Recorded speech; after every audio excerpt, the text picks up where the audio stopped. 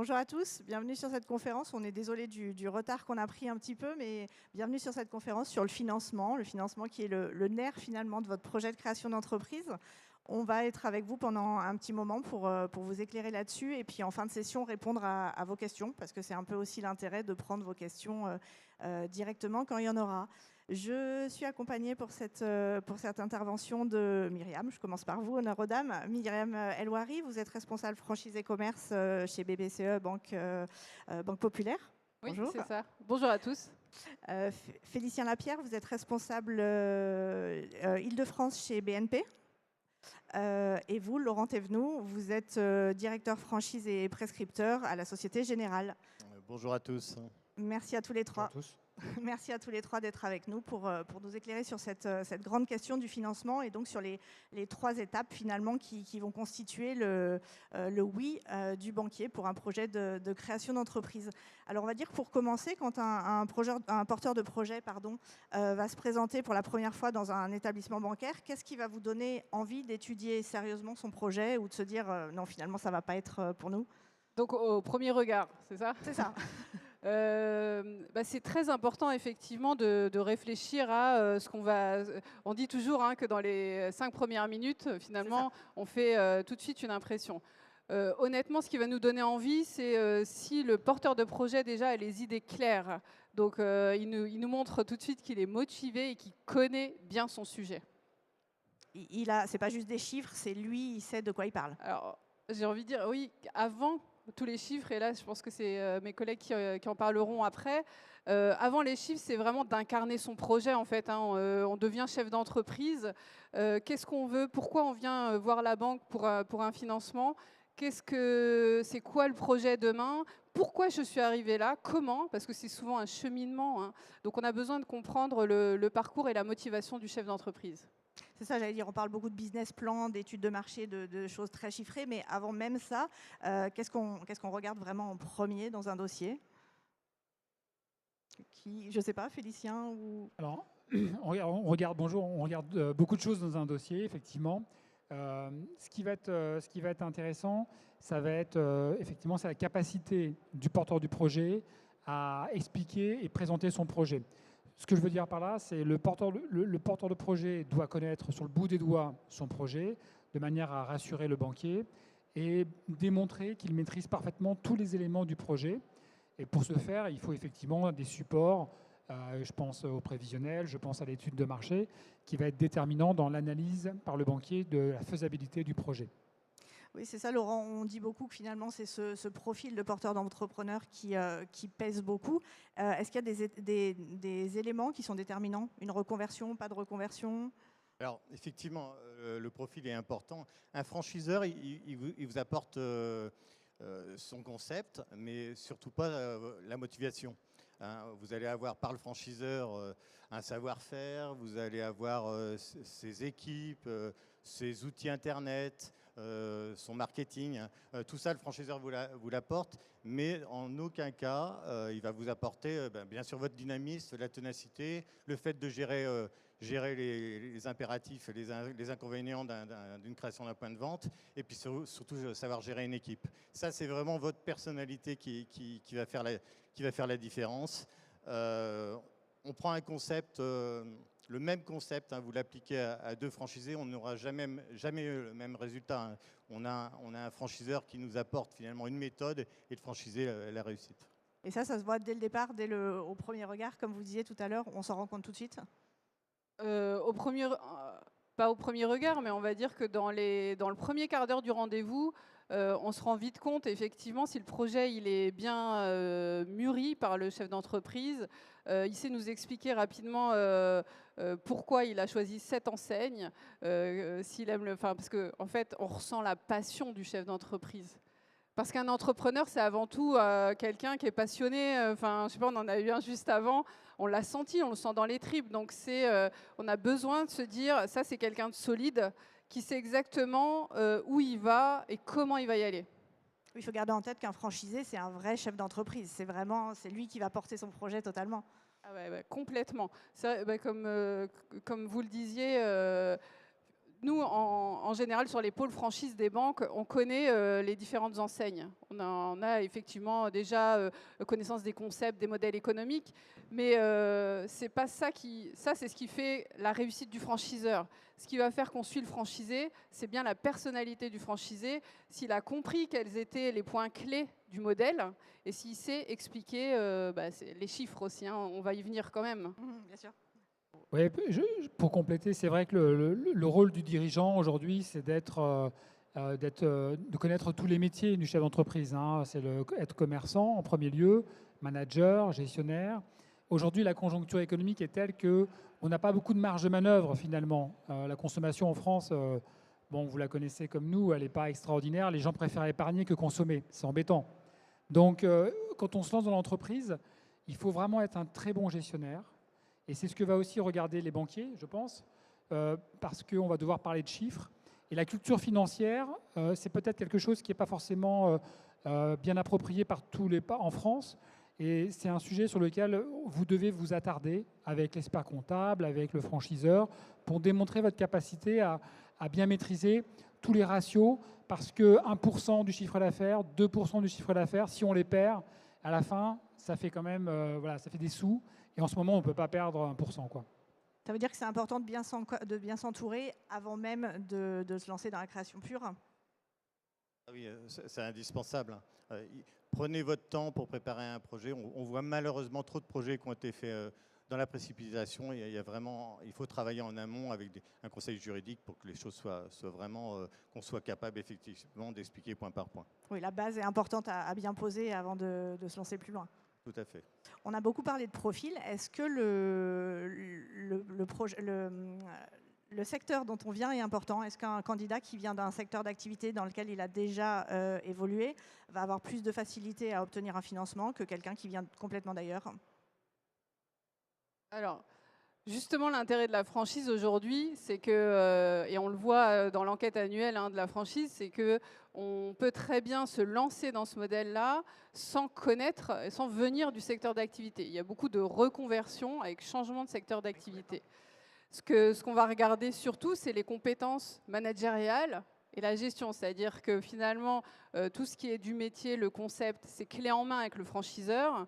Maintenant, en tant que chef d'entreprise, je vais devoir recruter, manager, je dois effectivement faire des prévisionnels de mon activité. Est-ce que ça, j'ai les compétences pour le faire? Oui, il faut l'avoir en tête avant, c'est vraiment, il faut pouvoir tout faire, et ça c'est très important.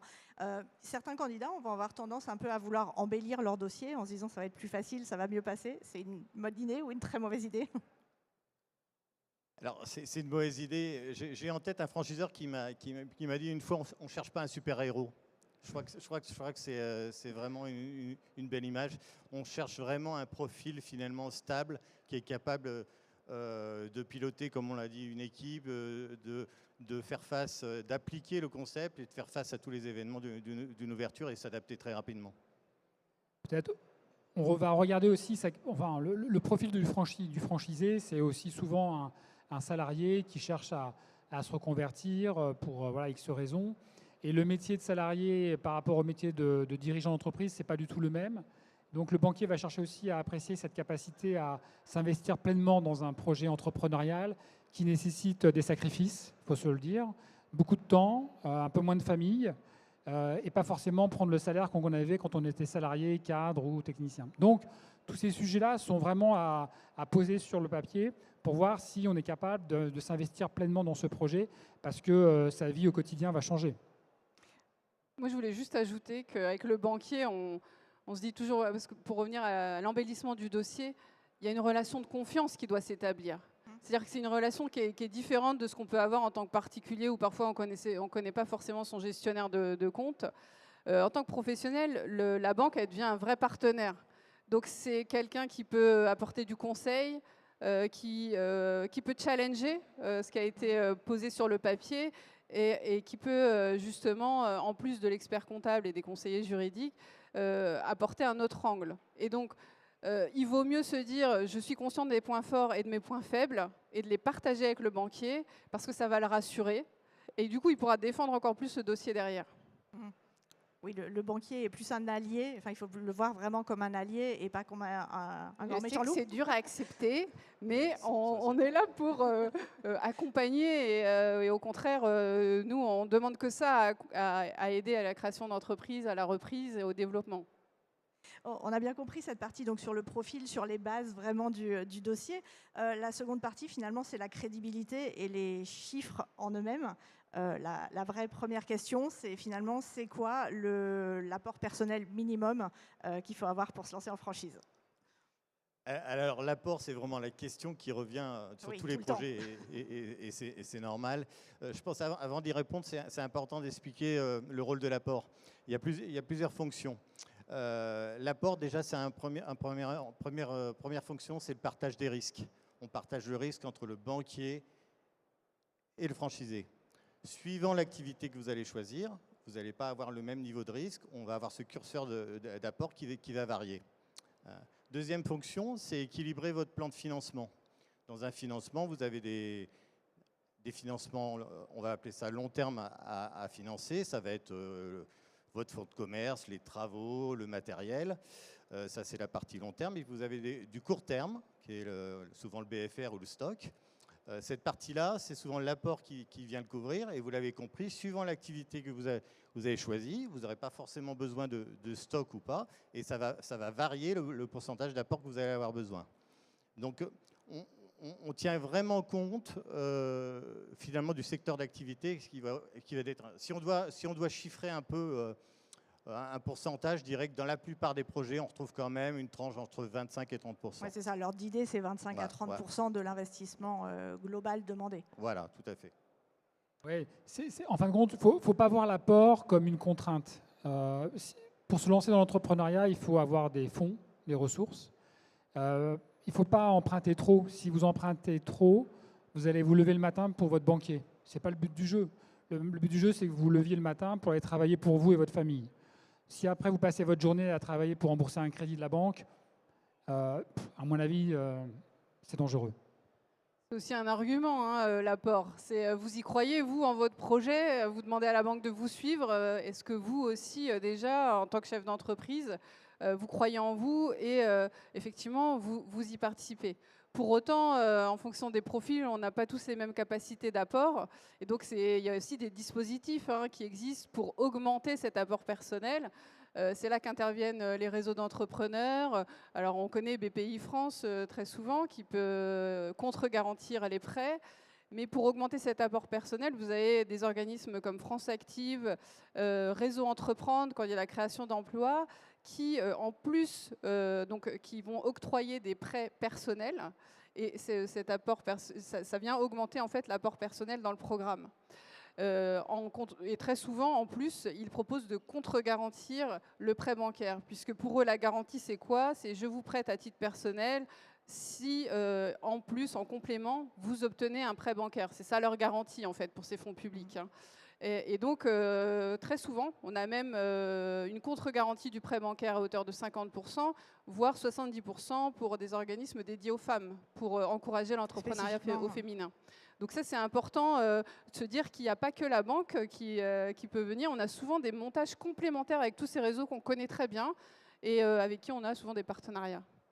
En complément aussi, l'apport, c'est une chose, c'est très important, comme on vient de le dire, mais il faut aussi en garder un petit peu sous la main et ne pas tout mettre dans l'apport, parce que si jamais le démarrage de l'activité n'est pas forcément au rendez-vous, c'est compliqué d'aller voir son banquier en disant le prévisionnel, je me suis trompé, je ne vais pas l'atteindre, donc il faut rajouter un crédit. Bon, les banques diront non. Donc il faut toujours vous garder un petit peu d'argent pour éventuellement rajouter, parce que vous savez que l'affaire va prendre, mais c'est peut-être 3, 4, 5, 6 mois de plus qu'il fallait pour atteindre son point mort. Donc gardez-en un petit peu à côté. Donc c'est quoi? C'est un matelas de sécurité qu'on garde de quelques mois de rémunération pour le cas où? Oui, c'est ça, mais aussi dans les dispositifs, en fait, dans le plan de financement qui est demandé, il faut mixer en fait les financements. C'est-à-dire que quand on a du matériel, le crédit bail par exemple est une bonne solution. Le crédit bail, ça va éviter d'avoir à avancer aussi la TVA, puisque le financement sera fait en totalité. Ça a l'air de rien, mais un financement sur un matériel important, la banque va vous financer du hors taxe, si on est sur du moyen long terme classique, Et du coup, ça veut dire qu'il faut avancer la TVA, même si on peut aussi réfléchir à des relais de TVA qui existent dans les établissements. Mais bon, voilà, je pense que c'est un dispositif qui est intéressant. Il faut mixer les différentes typologies de financement pour accompagner au mieux. On peut rajouter aussi qu'en franchise, on finance les droits d'entrée. Ça, c'est important. Ça permet aussi de garder une partie de votre apport. Donc, on finance donc la totalité des frais d'entrée, y compris la partie formation. Concrètement, vous parlez beaucoup des dispositifs, des différentes aides qui existent. Comment ça se passe? Je veux me lancer, je vais voir mon banquier avec mon apport personnel et c'est lui qui va m'orienter un petit peu sur les différents dispositifs, ou alors je fais toutes ces démarches moi-même en amont et ensuite je vais voir le banquier en lui disant j'ai obtenu tel et tel déblocage de la part de ces dispositifs, de ces structures. Alors, ça se fait conjointement, en fait. C'est-à-dire que nous, côté banque, on peut donner les noms des interlocuteurs avec lesquels on travaille et qui vont pouvoir accompagner aussi bien un prêt personnel que dans le montage de dossier. Parce que ce qui est intéressant dans ces réseaux d'entrepreneurs, c'est qu'ils ont énormément de connaissances et le temps qu'ils ont est dédié à accompagner les porteurs de projets. Donc, il les aide dans comment je dois faire mon pitch auprès du banquier, comment je dois constituer mon dossier, qu'est-ce qu'il ne faut pas que j'oublie. Et il challenge même les prévisionnels, les modèles économiques en disant attention, là peut-être que la marge, vous vous êtes un peu emballé. Et donc, c'est une aide précieuse. Moi, je suis pro réseau d'entrepreneurs parce que je vois tout le travail que les chargés font dans l'accompagnement.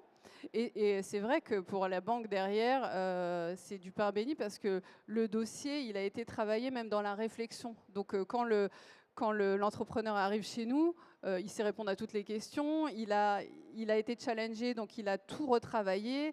Et puis en plus, il sait déjà qu'il va avoir un comité derrière dans ce réseau pour avoir un prêt personnel. Voilà. Oui, il y a tout l'accompagnement. Donc tout se fait ensemble en fait, finalement. J'ai cru que vous vouliez rajouter quelque chose. Vous parliez tout à l'heure du fait de financer les droits d'entrée. Concrètement, quels sont les éléments qui sont finançables et ceux qui ne sont pas du tout finançables par la banque? Alors, c'est ce que j'ai évoqué tout à l'heure. Hein. On va financer tout ce qui est corporel, droit au bail, fonds de commerce, matériel, vos travaux. Par contre, tout ce qui est stock, fonds de roulement, c'est vraiment quelque chose, c'est votre apport qui devra intervenir. Une fois qu'on a tous ces éléments-là, finalement, la dernière étape dont on a un petit peu commencé à parler, c'est vraiment convaincre le banquier, être face à lui et faire le rendez-vous bancaire. Ça dure très peu de temps, un rendez-vous bancaire. C'est quoi? C'est une heure, ouais.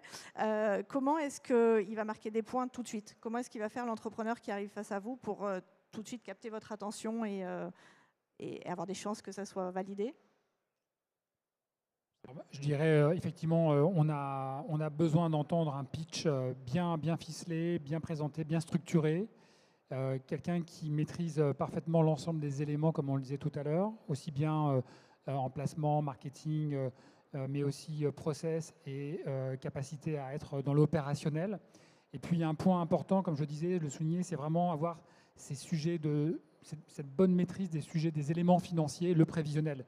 Le prévisionnel, moi vraiment, je le redis, attardez-vous pour bien l'expliquer à votre banquier. Il va vous poser des questions probablement sur des chiffres, sur des précisions.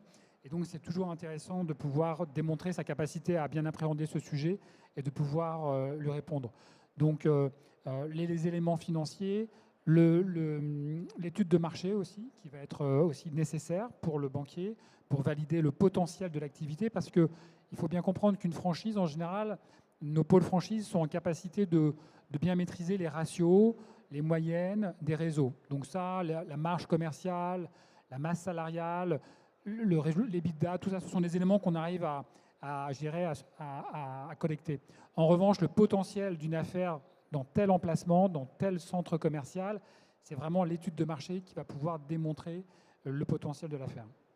Oui, le franchiseur va donner tous les chiffres à l'État au niveau national. Par contre, l'étude de marché, c'est vraiment quelque chose que vous faites vous en tant que futur franchise, et votre franchiseur peut vous accompagner, mais c'est jamais lui qui fera cette démarche-là.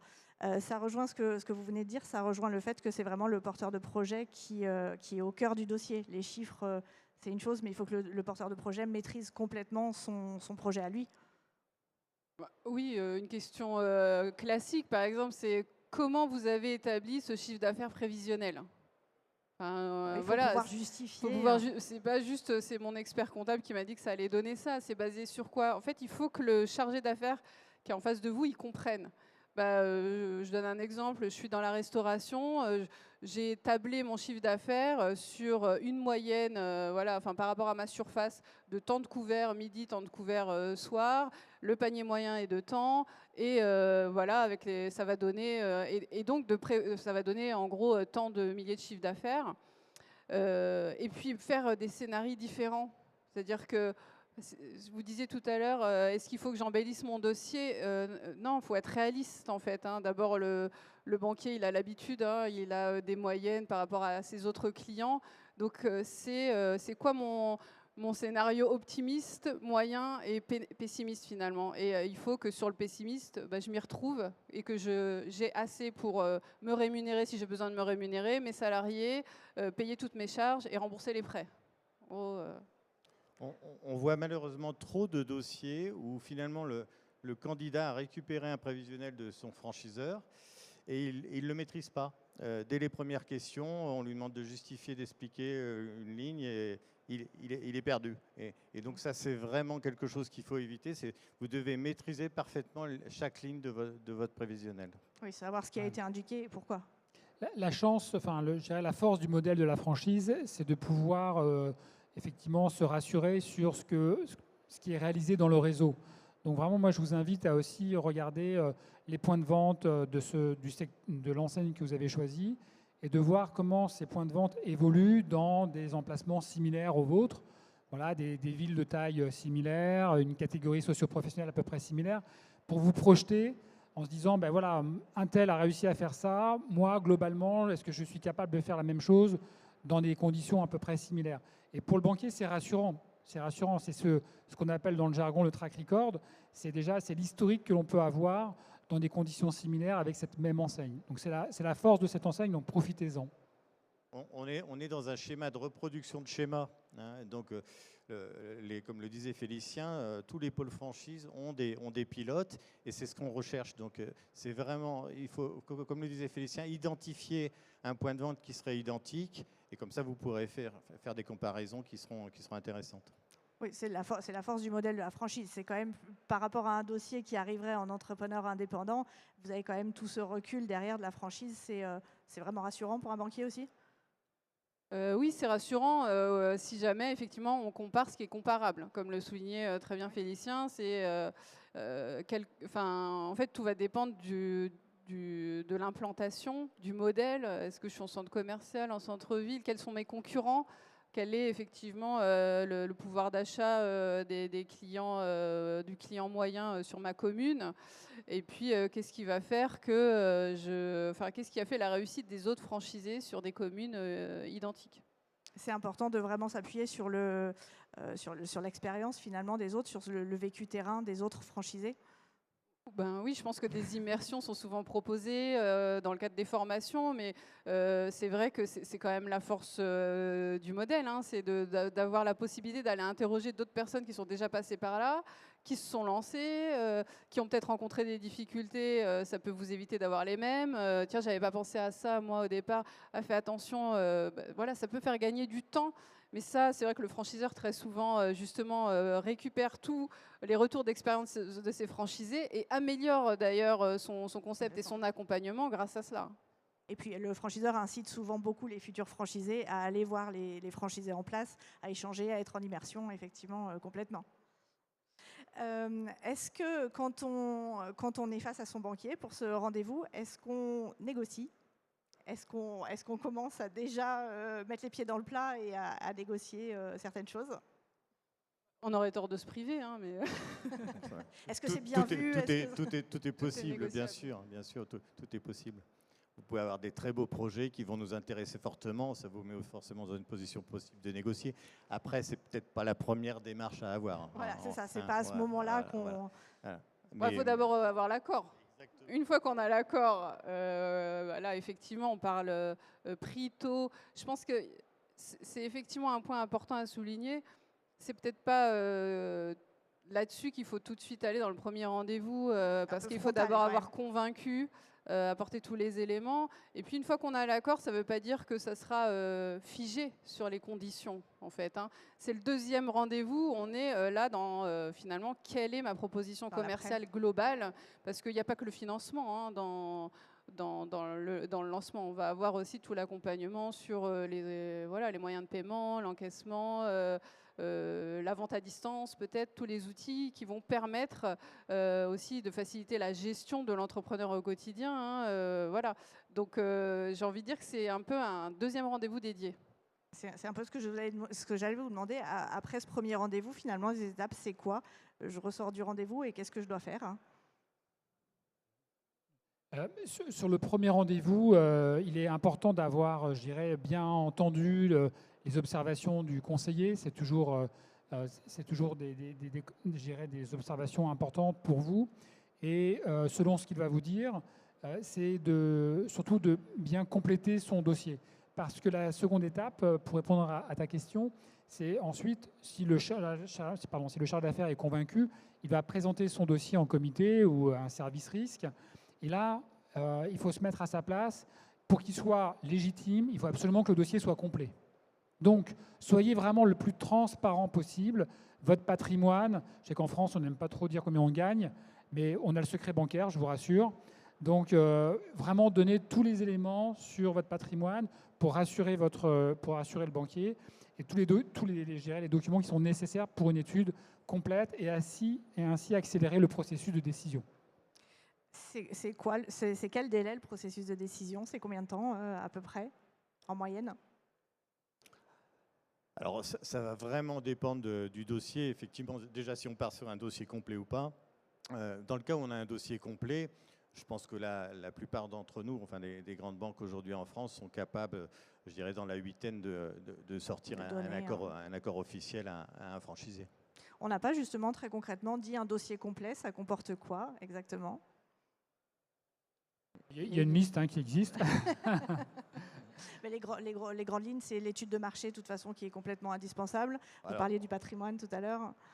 Le prévisionnel, les statuts, forcément un avis d'imposition, les pièces d'identité. Oui, du purement administratif. Voilà, tous les éléments administratifs. En général, une présentation forcément du projet. Et puis, très important, un plan de financement pour qu'on comprenne quels sont vos besoins. Une question qui m'a été posée hier, ça se fait très peu, mais un futur franchisé qui me disait « Moi, j'aimerais être accompagné de mon franchiseur en rendez-vous bancaire. » C'est plutôt moins comme approche. Mauvais conseil. Le franchiseur lui avait dit non, mais du coup, il voulait vérifier. Non, l'expert comptable éventuellement, parce qu'effectivement, c'est un conseil, c'est un bon appui. Bon, le franchiseur, honnêtement, ça donne l'impression que le franchisé n'est pas encore sûr de lui, qu'il n'est pas mûr pour se lancer dans l'entrepreneuriat. Donc, on parlait de confiance et de conviction, de motivation et d'envie. Ça n'envoie pas un bon signal. En revanche, si ce projet est un projet en couple, en association, c'est important de venir justement avec le conjoint, avec l'associé. Le banquier, comme ça lui permettra de bien comprendre la complémentarité des associés. L'un est peut-être davantage dans l'opérationnel, le second est peut-être davantage dans la gestion. Et c'est très apprécié pour un banquier de voir que finalement, l'entreprise repose sur 2 personnes, 3 personnes, avec chacune des savoir-faire, une expertise très complémentaire. Des profils complémentaires dans le projet directement. Est-ce qu'il y a des secteurs d'activité qui sont plus facilement finançables, sur lesquels les dossiers vont plus facilement passer que d'autres?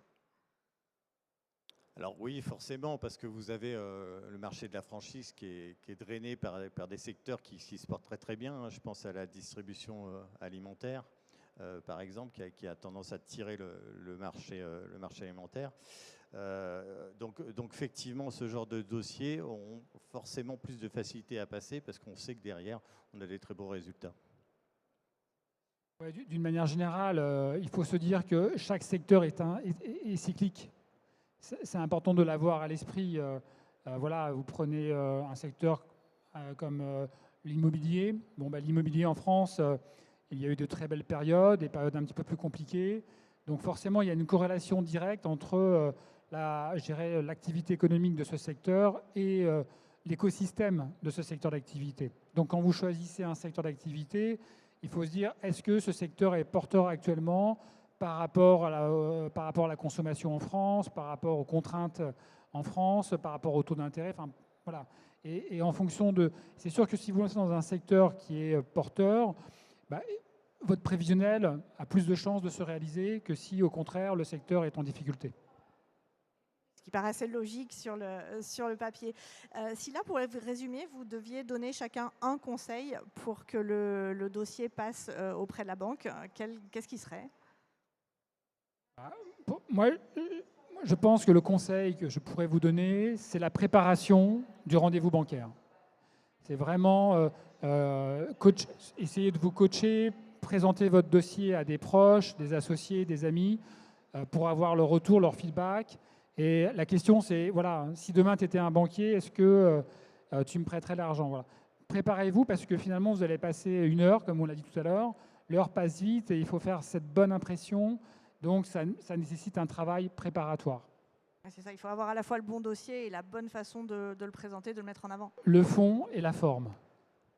Oui, parce qu'il ne faut pas oublier qu'il faut que le chargé d'affaires il ait bien compris le projet. Donc, il faut quand derrière, il y a un décideur au-dessus du chargé d'affaires, il faut que ça aille vite. Hein. Donc, le chargé d'affaires, il faut qu'il ait compris. Moi, il m'est arrivé de poser des questions parfois à des conseillers qui n'avaient pas compris vraiment ce qu'était le projet. Donc, c'est compliqué. Alors, c'est peut-être capacité de concentration qui n'était pas bonne, mais c'est certainement parce qu'au départ, ce n'était pas clair non plus. Donc, il faut faire en sorte d'avoir quelque chose un peu clé en main qui va faciliter le travail du conseiller. Donc, la préparation, aussi bien fond et forme, comme tu le disais. Et puis, si je devais ajouter un conseil, ça serait d'être naturel et convaincant. Voilà, il faut y mettre de l'envie, il faut que ça se ressente, quoi. Ouais, Donnez pas le choix au conseiller qu'il ait son avis parce qu'il pense que lui, il va pas dans cette boutique. On s'en fout, en fait, hein, des affinités personnelles. Ce qu'il faut, c'est que derrière, il sorte du rendez-vous, il a envie de vous financer, donc il a envie de défendre votre dossier. Donc pour ça, ça part de vous au départ. Il faut y croire à 1000% et arriver à faire passer ça. Et ça passe forcément par une présentation ultra réaliste. Hein. Surtout, n'essayez pas d'embellir les chiffres, ça ne sert à rien. Ça ne sert à rien et forcément, vous n'arriverez pas à convaincre vos interlocuteurs. Il y a un moment où ça se ressent quand on veut vraiment faire des chiffres à tout prix, alors que ce n'est pas du tout le cas, ce n'est pas l'intérêt. Aucun intérêt, tout à fait. Ouais. Merci à tous les trois. On va essayer de garder un tout petit peu de temps pour les questions, s'il y en a dans la salle. Est-ce que vous avez des précisions que vous voudriez demander à nos 3 intervenants sur... faire passer le micro.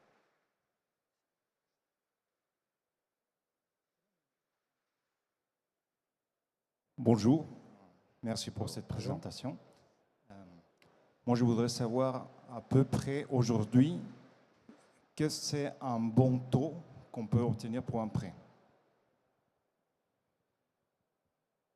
Alors, sur quelle durée ? Parce qu'un taux comme ça, c'est comme pour votre prêt immobilier. Si vous faites un prêt pour votre prêt immobilier sur 10 ans, sur 20 ans, vous n'allez pas obtenir le même taux. Si vous financez du matériel ou de l'immatériel, voilà. Donc là, si vous êtes en création ou en reprise, c'est pas le même risque. C'est un peu comme les assureurs finalement. Plus le risque est élevé, plus finalement le taux peut être challengé.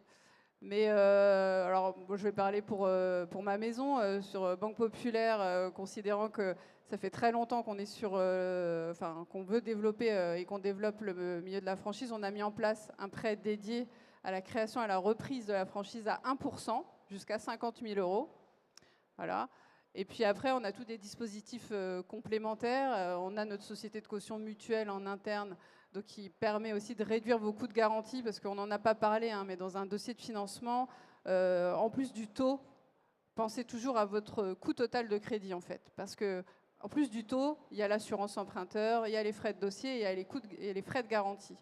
Donc si vous devez, un conseil que je peux vous donner, parce que c'est vrai que le réflexe, c'est toujours de demander le taux, comparez votre coût total de crédit. Voilà, C'est vrai qu'au niveau du taux, on intègre un coût du risque. Hein, donc la durée est importante, le coût du risque est intégré, et puis suivant l'activité qu'on va choisir, on n'aura pas le même coût du risque, donc pas le même taux. Mais comme le disait ma collègue, faites attention aussi au coût de la contre-garantie. On n'en a pas parlé pendant l'intervention, mais dans un dossier où on va chercher des contre-garanties qui peuvent être BPI, que tout le monde connaît, ou CIAJ. Ces garanties ont un coût et ça, il faut quand même l'intégrer.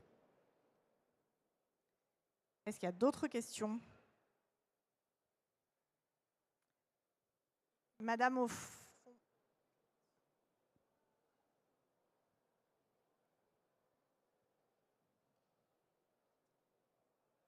Oui.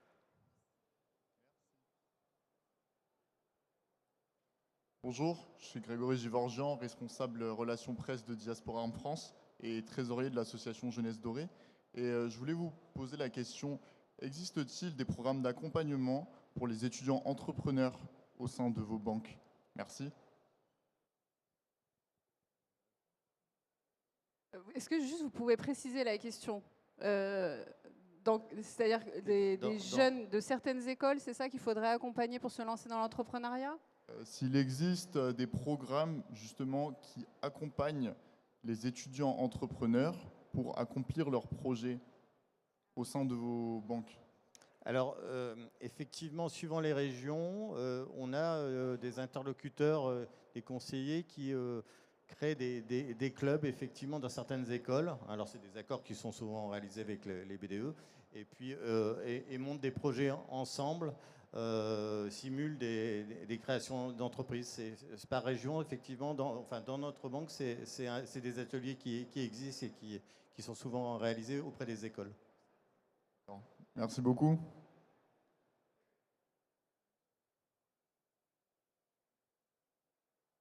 Bonjour, merci pour cette présentation. Donc j'avais une question par rapport, est-ce que quand c'est le franchiseur qui peut présenter à sa banque, par exemple, un futur franchisé, avec une garantie, par exemple, que ça se passe bien depuis une dizaine d'années, avec ce concept qu'il souhaite franchiser, est-ce que ça a plus de chances d'aboutir qu'un franchisé qui va voir spontanément sa banque?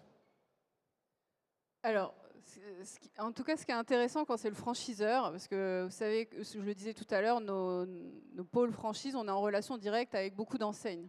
Donc quand le franchiseur envoie son dossier à l'un de nos pôles franchise en centrale, on s'assure que ça va passer par le pôle franchise de la région. Donc l'engagement, c'est il va contacter le porteur de projet et donc il aura l'ensemble des renseignements de l'enseigne en amont. Donc on est plus sûr qu'en tout cas, le chargé d'affaires qui va recevoir le dossier, il a tous les éléments. Parce qu'on ne va pas se mentir, dans un réseau bancaire, vous avez des chargés d'affaires, il y a du turnover, il y a des juniors, tout le monde n'a pas le même niveau de connaissance sur la franchise. Et donc quand vous y êtes allé un peu, quand le porteur de projet va tout seul près de son agence de proximité, si le chargé d'affaires n'ose pas en parler à son directeur d'agence qui reste de son côté, honnêtement, on peut passer à côté de beaux dossiers. Donc c'est vrai que ça va apporter la garantie que vous êtes sûr que c'est passé par les experts franchise, quoi. C'est la force d'un référencement dans un pôle franchise, c'est-à-dire qu'on étudie en amont votre enseigne, on la comprend, on vous interroge et à un moment donné, on dit effectivement on peut vous accompagner et à partir de là, on vous propose un dispositif et quand vous avez un nouveau franchisé, on devient votre point d'entrée, quel que soit l'endroit national, pour l'accompagner. Et ça permet de pouvoir l'affecter au bon endroit et par la bonne personne, et surtout de savoir sur quelle franchise on est. Aujourd'hui, l'ensemble des enseignes, enfin la plupart des enseignes savent qu'elles doivent se faire référencer au sein des pôles franchises. Elles ont bien compris l'intérêt qu'elles avaient justement à être connues et reconnues par les banques, de manière à faciliter et simplifier le parcours du financement de ces candidats et de ces franchisés. Donc c'est quelque chose qui est déjà bien mis en place. Donc ça se passe bien en général. Donc en fait, ça peut même être complémentaire, hein. Vous pouvez très bien aller voir votre banque à titre personnel si vous vous dites ils me connaissent. Et puis autoriser le franchiseur à envoyer votre dossier aux intervenants qu'il connaît dans les pôles franchise des autres banques. Vous multipliez vos chances.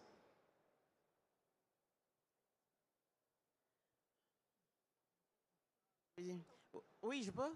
Oui.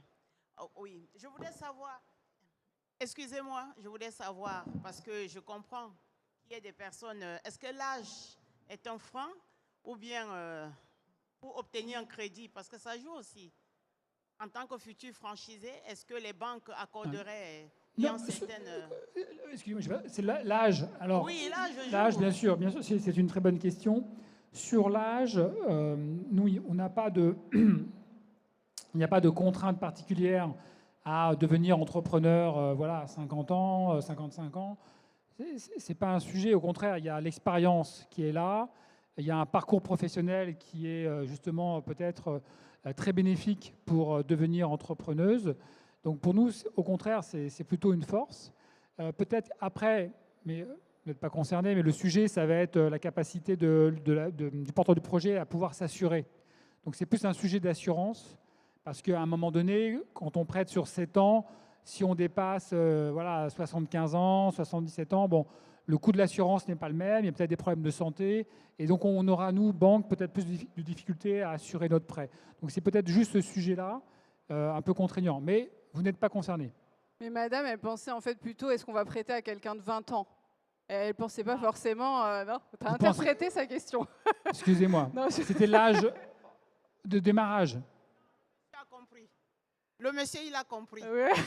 Non, mais je vous titille exprès. Parce qu'en fait, on peut se poser la question inverse. Hein. Est-ce que quand on a 25 ans, la banque va me faire confiance pour me prêter des fonds?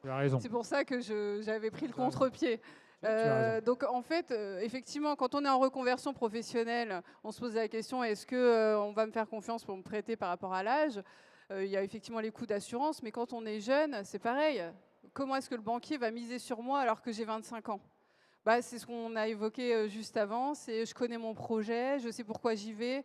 Bien sûr, on va s'intéresser à votre environnement. Est-ce que vous êtes d'une famille d'entrepreneurs et vous savez bien ce que c'est que la vie d'entrepreneur, et c'est pas juste ah, j'aimerais être à mon compte et comme ça j'aurais pas de patron pour me donner les instructions. Donc réfléchissez, enfin voilà, c'est vraiment comment je vais le convaincre, et puis j'ai les garanties derrière, et je sais que je peux avoir un appui de ma famille, de mes amis éventuellement. Enfin voilà, on l'a pas évoqué hein, dans l'apport personnel, mais ce qu'on appelle la love money peut aussi aider à augmenter son apport personnel avec l'aide de la famille.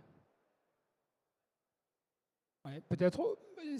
Ce qu'il faut se dire, c'est que certains secteurs d'activité sont très exigeants. Le modèle de la franchise, c'est dupliquer un concept qui est avéré, qui fonctionne.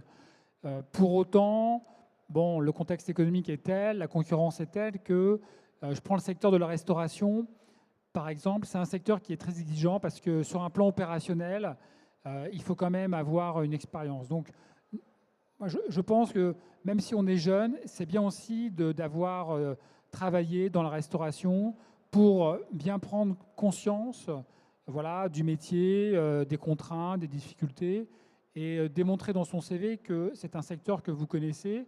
Donc, et après, se lancer dans l'entrepreneuriat via une franchise de la restauration, c'est une très bonne idée. Mais il faut déjà tester voilà, est-ce que je suis fait pour ça?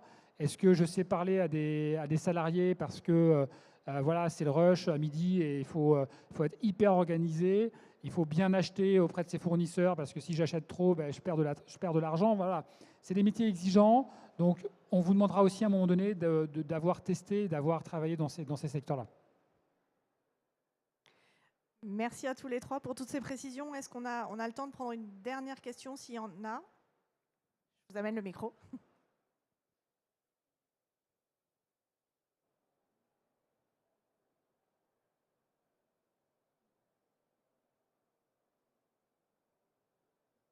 Bonjour, merci pour vos interventions.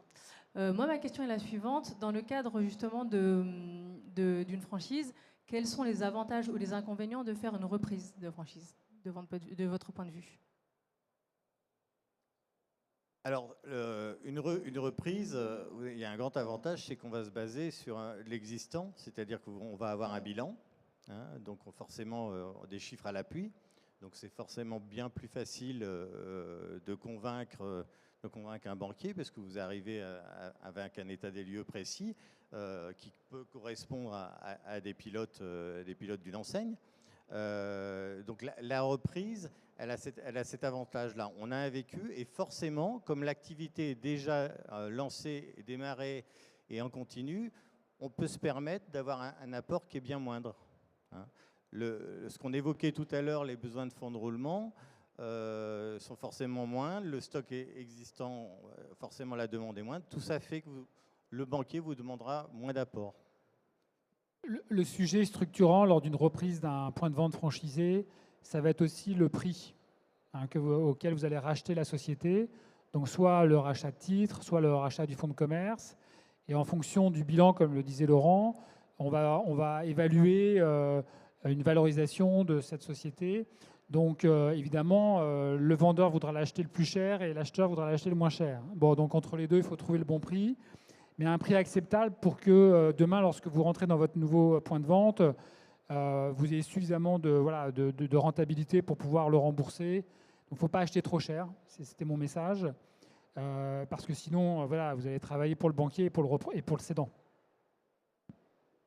Si vous avez plus de questions, je vous invite à aller sur les stands directement de la BPCE, de la Société Générale ou de la BNP. Les intervenants pourront vous répondre directement. On va libérer le plateau. Merci Myriam, Félicien, Laurent pour vos interventions. Merci à tous. Merci à vous. Merci à tous.